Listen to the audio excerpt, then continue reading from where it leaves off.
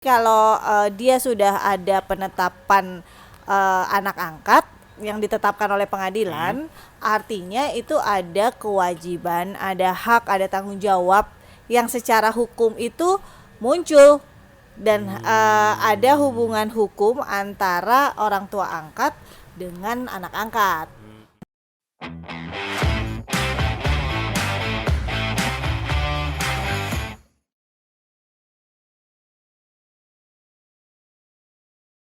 Kembali lagi di Hits Hukum Itu Tentang Semua bersama saya Bagas. Dan saya dia. Nah, kali ini Bu, Apa? ingat nggak Bu? Minggu lalu kan kita baru ngepost Ya, ingat, Bu. konten YouTube kita tentunya ya, yang tentang hak asuh anak akibat orang tua yang bercerai. Tahu nggak Bu? Enggak. Nggak tahu kan? Saya mau ngasih tahu nih. Jadi itu beberapa saat setelah kita ngepost konten motor lewat, Ada konten motor lewat. ya, konten mengenai hak asuh anak akibat orang tua yang bercerai. Tiba-tiba ada yang ngejapri saya Bu. Minta tanda tangan. Hmm? Minta foto bareng. Enggak sih, karena tidak berminat. Dia tuh ngejapri saya. Dia awalnya basa-basi dulu lah, basa-basi netizen lah. Wih, bagus konten lu Gas, lanjutkan terus gitu. Terus GR. Hah? Ya saya mah ya terima kasih gitu. Sebagai YouTuber yang baik kita harus respon kan.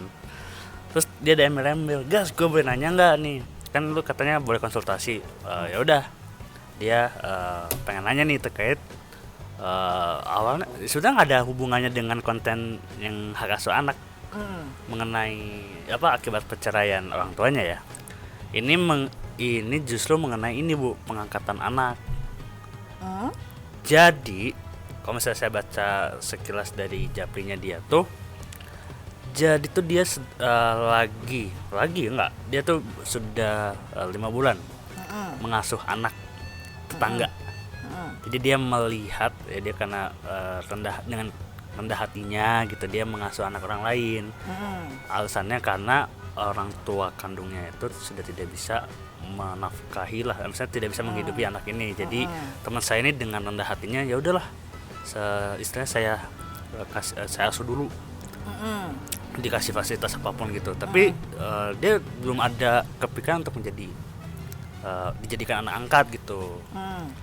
Anaknya masih di bawah umur. Anaknya masih di bawah umur. Kalau udah 1 tahun kan kayaknya beda cerita itu. Itu kayak bukan Pacarin. Iya, itu maksud saya. Itu maksud saya. Nah, usut punya usut, dia ngechat, tadi dia ngejapri nanya, Gas, kok gue sayang ya sama anak tetangga gue ini. Tapi kan gue selamanya cuma ngasih ya secara ya kebutuhan dia gitu. Tapi gue pengen ngangkat anak nih, misalnya anak tetangga itu pengen dijadiin anak angkat gitu, anak adopsi gue gitu. Itu prosedur hukumnya gimana sih? Terus dia juga udah ada alasan izin lah, izin dari orang tua kandungnya juga gitu. Dia mau nanya, sebenarnya dengan dia mengasuh anak itu sama nggak sih Bu dengan kayak hak anak angkat gitu? Mengasuh anak. Mengasuh anak. Ya beda. Beda ya? Kayak gini loh, kalau ngasuh itu ya ngasuh hanya memelihara gitu. Yes. Tapi Bentar Bu, jadi Bro, ini dijawab sekarang aja ya, nggak usah dijapri. Karena saya belum sempet balas. Belum sempat, apa bingung dia balas ya. Enggak, belum sempet karena banyak DM yang masuk. Berharapnya sih begitu. Tapi banyak masukan gitu. Jadi sorry banget baru balas di konten ini. Langsung kita balas. Langsung kita bahas. Jadi menarik ini soalnya. kalau ngasuh anak, babysitter juga ngasuh anak, Gas. Iya, saya juga ngasuh anak ibu. Nemenin Iya, anak saya, jagain anak saya. Artinya kalau ngasuh itu siapapun bisa mengasuh. Ya misalnya dititipin, titip ya, saya pergi dulu sebentar, tolong bantuin jaga ya. Itu kan dia membantu mengasuh ya. Benar. Tapi kalau dia sudah ada penetapan anak angkat yang ditetapkan oleh pengadilan, artinya itu ada kewajiban, ada hak, ada tanggung jawab yang secara hukum itu muncul dan ada hubungan hukum antara orang tua angkat dengan anak angkat. Mm-mm. Walaupun dalam hal ini tuh nggak berarti langsung hubungan dengan orang tua kandung tuh menjadi hilang. Hubungan kekerabatan itu menjadi terhapuskan. Enggak. Iya, iya. Tetap ada kekerabatan dengan orang tua kandung. Ada, tapi ada sebagian hak dan kewajiban yang beralih ke orang tua angkat. Jadi mah tetap tidak menghilangkan ya hubungan dengan si orang tua kandung. Ini Enggak dong. hanya secara hukumnya saja ya. Hanya secara hukum. Karena kan sampai kapanpun si anak itu tetap anaknya bapak dan ibu kandung. Orang Iya, yang bener. ngelahirin ibu kandungnya kok. Iya. Ya kan keturunannya ada keturunan bapak kandungnya, masa tiba-tiba hilang gitu kan? Enggak begitu. Nah Bu, mengenai hak anak angkat ini, sebenarnya teman saya tuh lebih nanya terkait prosedurnya sih gimana sih kalau misalnya kita mau mengangkat anak gitu. Prosedurnya? Iya, prosedurnya. Itu gini, kalau pengangkatan anak itu prosesnya dengan mengajukan permohonan ke pengadilan negeri yang wilayah hukumnya meliputi wilayah tempat tinggal pemohon, artinya si calon orang tua angkat. Nah, Ya. terus mengajukan permohonan didaftarkan ke pengadilan melalui ada kan kalau ada di PTSP itu kan bidang perdata kan, bagian perdata daftar tuh ke bagian perdata. Bagian perdata ya. Bawa permohonan itu sih sebenarnya sama kalau seperti gugatan ya, ada identitas yang dalam hal ini identitas pemohon. Ada posita atau fundamentum petendi, ada petitum.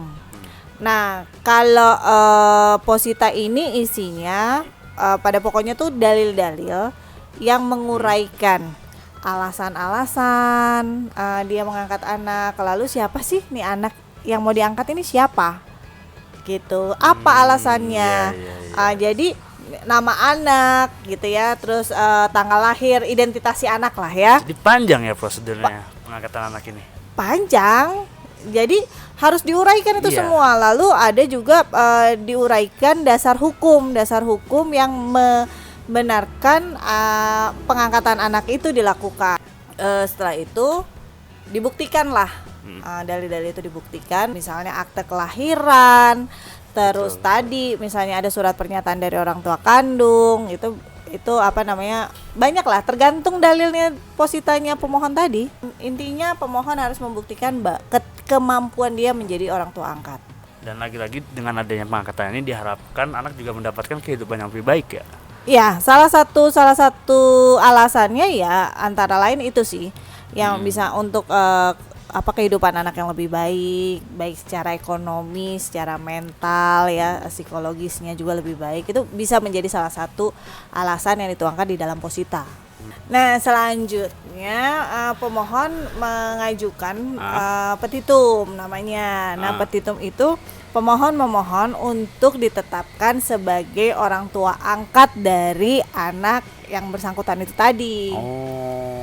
Jadi udah ada identitas pemohon, lalu ada dalil-dalil di dalam posita, yang terakhirnya petitum untuk ditetapkan sebagai orang tua angkat. Setelah ditetapkan sebagai orang tua anak, ditetapkan sebagai orang tua angkat, maka orang tua angkat itu mempunyai hak dan kewajiban terhadap anak angkatnya itu. Jadi udah jadi anak gitu. Jadi nanti itu kan kita ngajuin permohonan, nanti keluarnya penetapan kan? Penetapan. Dan tadi juga kalau misalnya teman saya kan domisilinya di Bandung, Bu. Berarti kalau misalnya tadi sesuai dengan domisili pemohon, calon orang tua angkat, berarti teman saya tuh mengajukan kalau di Bandung, berarti pengadilan negeri Bandung itu yang di Jandiau, betul? Betul. Oke, paham. Nah, Bu, nanti tuh kalau misalnya udah dikeluarin penetapan nih, ada tambahan nggak sih di akte lahirnya si anak itu, atau mungkin malah dibentuk akta kelahiran baru gitu? Akta kelahiran itu nggak berubah, Gas. Akta kelahiran tuh ya tetap di akte kelahiran yang pertama kali diterbitkan pada waktu anak itu habis lahir. Jadi ada nama orang tua kandungnya, Iya, sama dia gitu. iya. Jadi kan anak lahir. Anak lahir ini kan diurus nih akte kelahirannya. Lalu kan di akte kelahiran itu ada nama, ada tanggal lahir kapan gitu kan. Terus ada identitas ibu bapaknya. Itu nggak berubah. Walaupun sudah terbit penetapan anak angkat nggak berubah, nggak boleh, malah nggak boleh dirubah. Nggak boleh. Nggak boleh karena itu asal usul anak.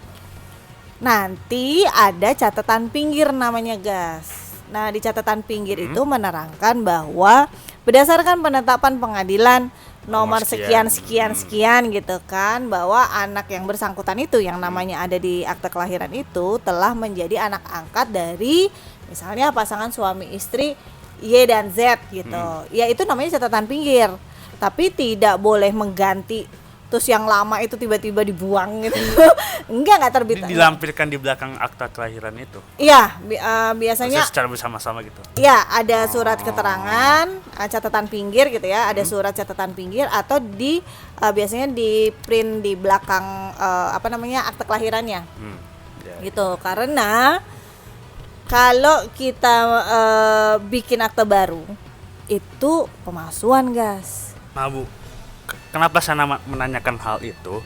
Kenapa tuh? Karena mungkin di sebagian masyarakat ya, termasuk kadang saya berpikiran, oh ya udah kan karena saya orang tua angkatnya yang sah sekarang nih, ya udah saya ubah aja akta kelahirannya, yang mana di situ dicantumkan orang tua angkat plus nama anaknya gitu. Jadi si anak itu nama anak dari orang tua angkat gitu? Enggak, jadi nanti di akte lahir yang baru tuh nama orang tua angkatnya plus nama anaknya gitu.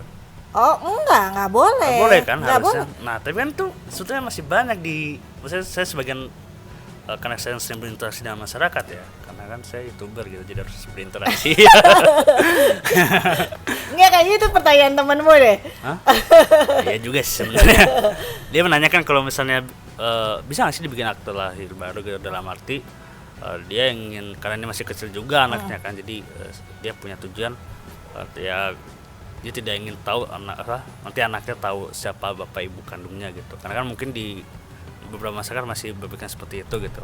Nah itu boleh nggak sih sebenarnya? Ya nggak boleh lah. Oh, boleh kan? Nggak Ya? boleh, itu justru itu prinsip. Nah itu harus diluruskan teman-teman. Iya itu prinsip, karena begini, kalau kita merubah akte, pertama jelas itu pasti pemalsuan.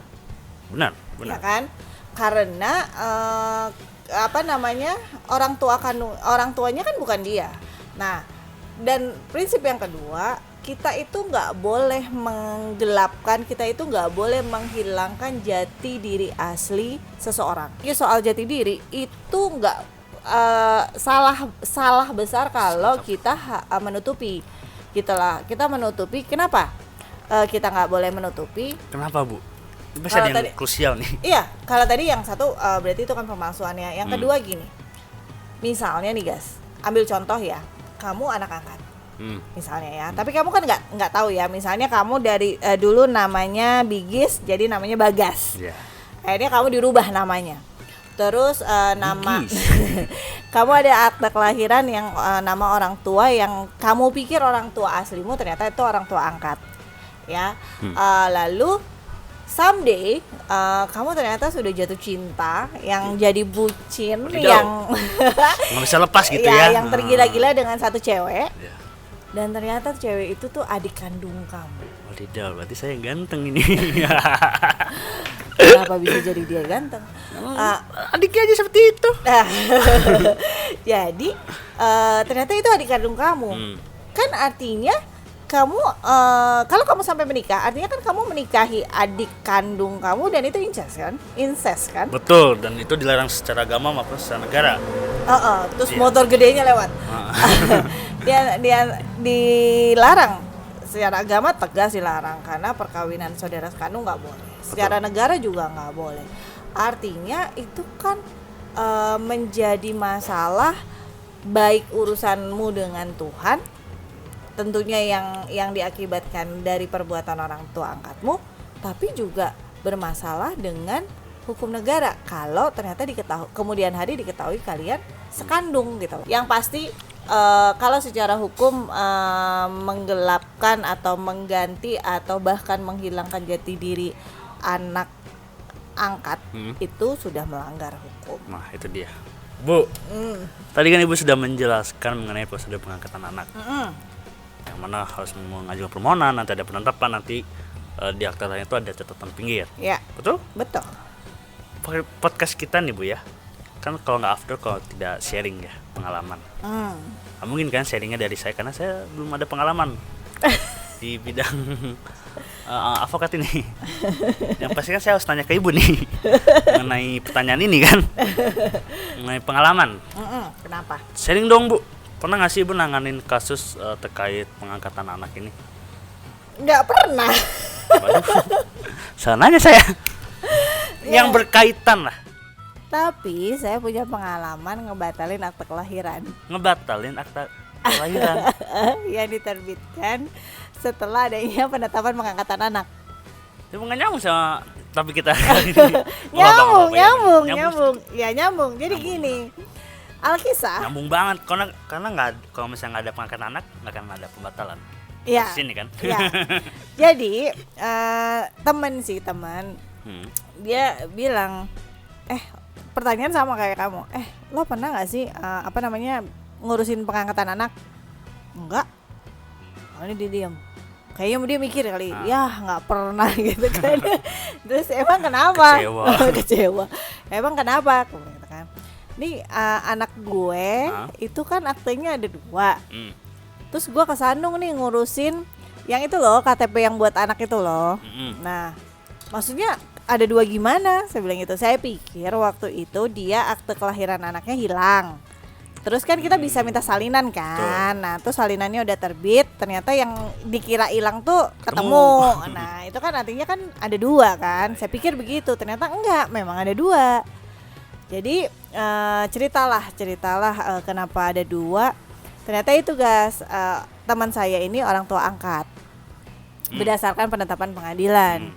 Nah, dia berpikir setelah ada penetapan orang tua angkat gitu ya, pengangkatan anak ini sudah terbit penetapannya, dibuatlah akte kelahiran baru. Nah, waktu itu dia sih memang bilang bahwa saya nggak ngurus sendiri. Dan setelah saya terima akte kelahiran itu, saya pikir emang begitu ya.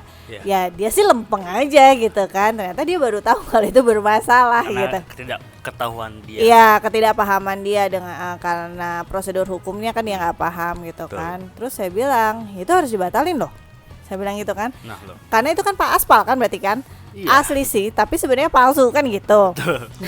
Terus dia bilang, ya udah deh, lu urusin gitu kan. Oh, dengan senang hati dong ya. Surat kuasa ini mah.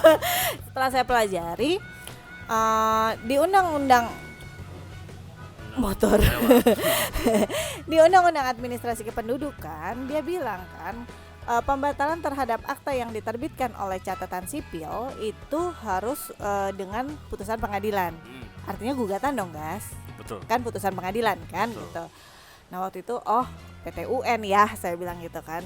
Tapi saya lihat lah ini mah udah bertahun-tahun terbitnya basicingnya kan. Iya. Si akte kelahiran ini kan udah lama banget gitu kan. Sudah lebih 90 hari. Iya. Nggak bisa dong ke PT UN. Ya berarti ke pengadilan negeri.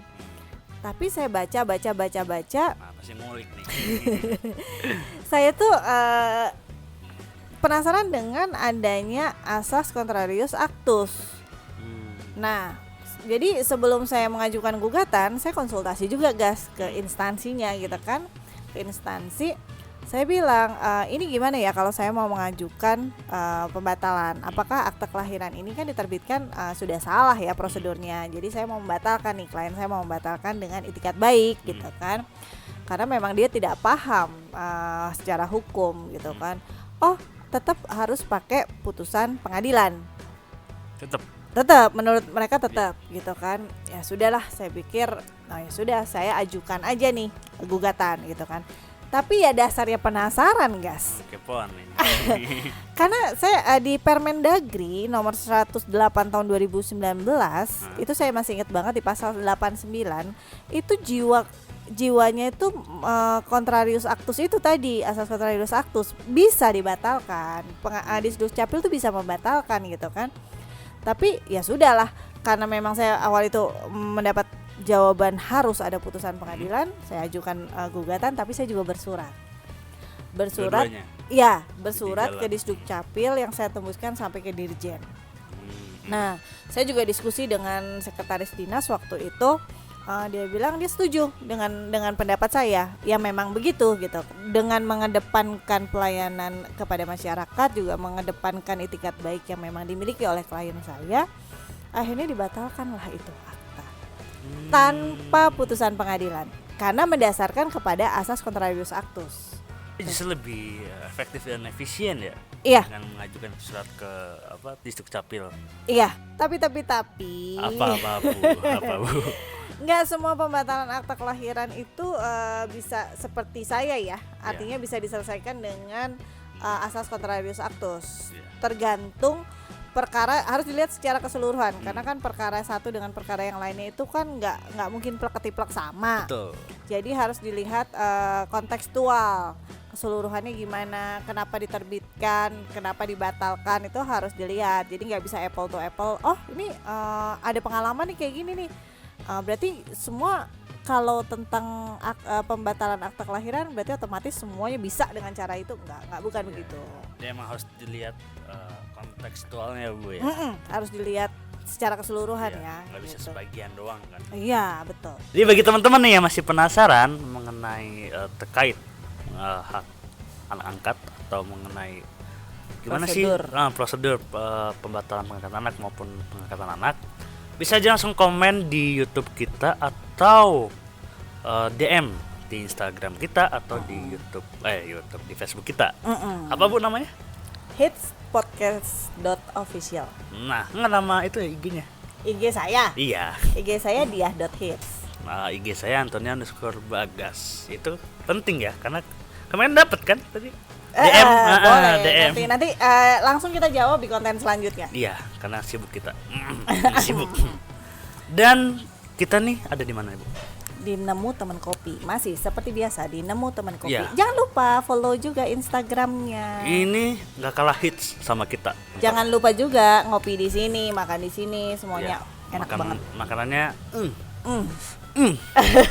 cobain Sloopy Burgernya enak. Recommended itu, Kopinya recommended. enak. Nah, semuanya enak tadi sini bukannya. Padahal dia sukanya sambal matah. Iya sih, itu favorit saya salah satunya. Oke, sampai ketemu di konten kita berikutnya. Tapi jangan lupa untuk subscribe, like, dan share ke teman-teman, ke penjuru dunia. Klik lonceng Nah, sama klik loncengnya supaya gitu. tahu kalau ada konten terbaru. Ya, betul. Oke, jangan bosan-bosan sama kita. Sampai ketemu di konten kita berikutnya bersama Hits. Hukum itu tentang semua. Di mana ada aturan dan sanksi, disitulah hukum berdiri. Bye-bye.